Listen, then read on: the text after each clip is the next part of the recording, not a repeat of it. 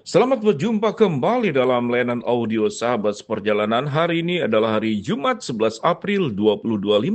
Tema renungan saat teduh kita dengan judul Hati-hati Bibir Beracun. Firman Tuhan terambil di dalam Roma pasal 3 ayat yang ke-10 sampai dengan ke-13. Seperti ada tertulis, tidak ada yang benar, seorang pun tidak. Tidak ada seorang pun yang berakal budi, tidak ada seorang pun yang mencari Allah. Semua orang telah menyeleweng, mereka semua tidak berguna. Tidak ada yang berbuat baik, seorang pun tidak. Kerongkongan mereka seperti kubur yang ternganga, lidah mereka merayu-rayu, bibir mereka mengandung bisa. Mari kita berdoa. Bapa yang di dalam sorga, biar kami belajar tentang keberdosaan manusia dalam Roma pasal ketiga, sehingga kami menjadi orang-orang yang mawas diri dalam menjaga diri hidup dengan benar. Dalam nama Tuhan Yesus kami berdoa, amin. Shalom sahabat perjalanannya dikasih Tuhan. Kalau kita membaca kitab Roma, seluruh ayatnya itu berbicara tentang manusia yang berdosa.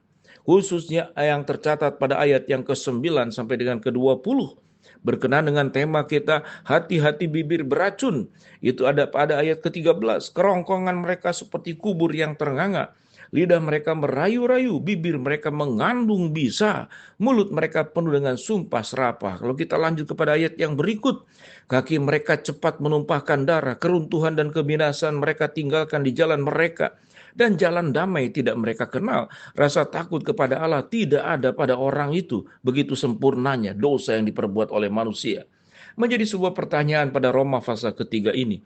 Apakah sedemikian buruknya manusia sampai tidak ada kebaikannya? Tetapi tentu pada bagian ini adalah berbicara tentang mengkategorikan tentang apa saja perbuatan dosa manusia. Kita tahu ada orang-orang yang benar, yang dibenarkan oleh Allah sekalipun dia sebagai orang berdosa, seperti Ayub. Orang-orang yang setia, ya seperti Daniel, Sadrah, Mesa dan Abednego, seperti Abraham. Tetapi manusia pada dasarnya di dalam masa-masa dia berbuat dosa karena satu dan lain hal, karena nafsu yang menguasainya, karena suara iblis yang lebih didengar daripada suara Allah.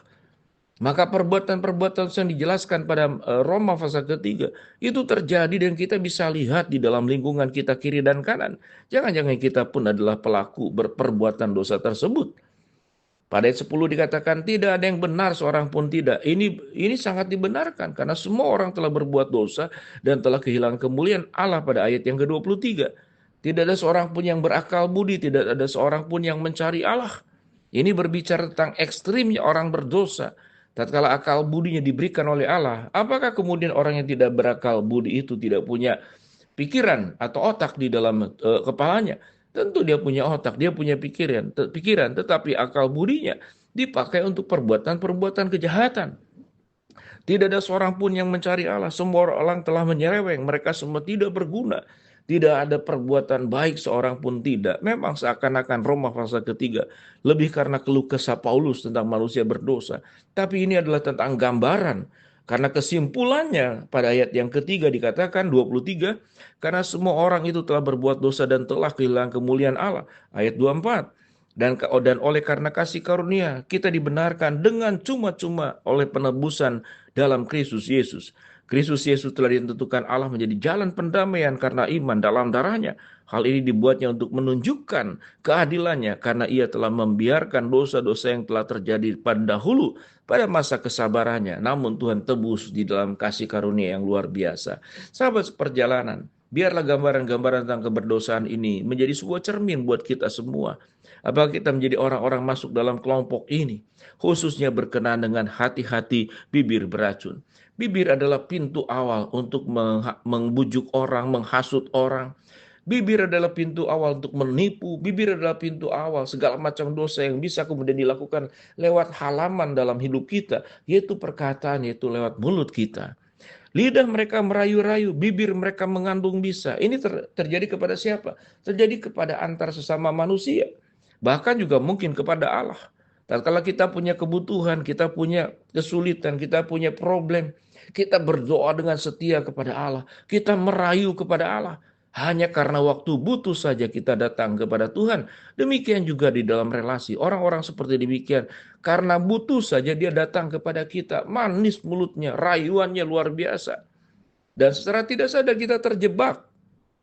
Terjebak oleh apa? Yaitu mulut yang berbisa, bibir yang beracun, yang bisa menipu kita. Sehingga kita selain menjadi orang-orang yang baik, kita pun juga harus baik-baik melihat siapa orang-orang yang kita kenal. Memahami manusia itu akan menolong orang untuk tidak berbuat dosa kepada kita, berbuat kejahatan kepada kita.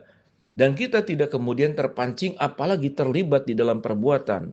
Kalau kita melihat ada banyak sekali misalkan pinjaman online, bujukan dan rayu, jual barang tertentu, barangnya bagus, seakan-akan menguntungkan, murah luar biasa. Semuanya itu penipuan. Rayuan biasanya dimulai dengan satu motif untuk mencari kepentingan pribadi dengan cara merugikan orang lain.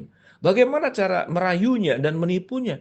Seakan-akan dia ingin memberikan keuntungan buat kita, kelancaran buat kita. Orang yang terjerumus ke dalam penyembahan berhala juga seperti demikian. Mereka mulai menyembah patung, mereka mulai menyembah cincin, mereka mulai menyembah kuburan, mereka mulai menyembah pohon tertentu karena punya karakteristik tertentu pohon tersebut. Itulah, engkau sembahlah pohon ini nanti engkau akan menjadi kaya. Engkau terimalah batu ini, bawalah kemana-mana, genggam, dan waktu tidur dipegang jangan lupa.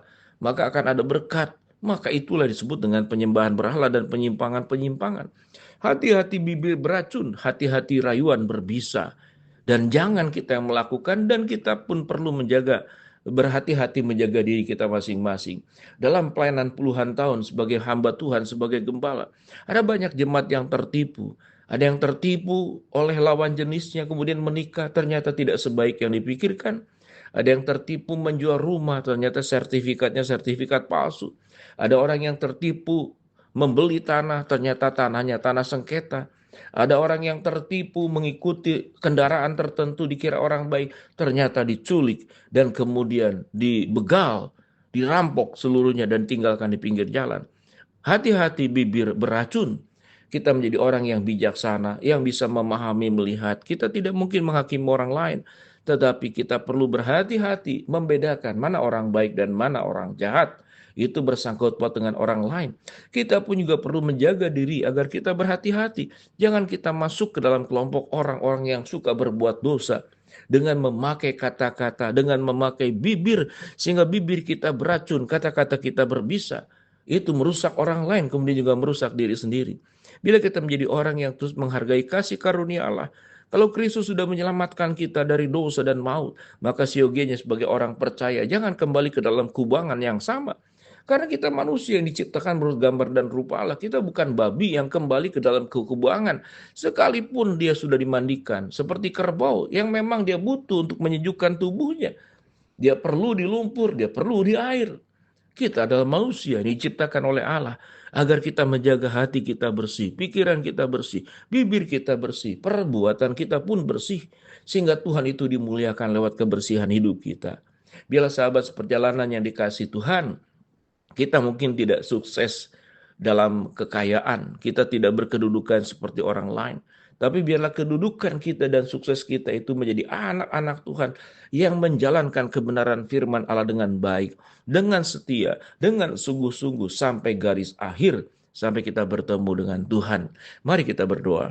Bapa yang dalam surga, mau berdoa agar kami jangan sampai punya bibir yang beracun, dan jangan kami juga menjadi mangsa daripada orang yang punya bibir beracun. Hamba berdoa, yang sakit Tuhan sembuhkan, yang menghadapi masalah Tuhan bukakan jalan, yang sedang menghadapi berdoa sedang meminta sesuatu, Tuhan kabulkan dengan cara dan waktu Tuhan yang terbaik. Dalam nama Tuhan Yesus kami berdoa. Amin.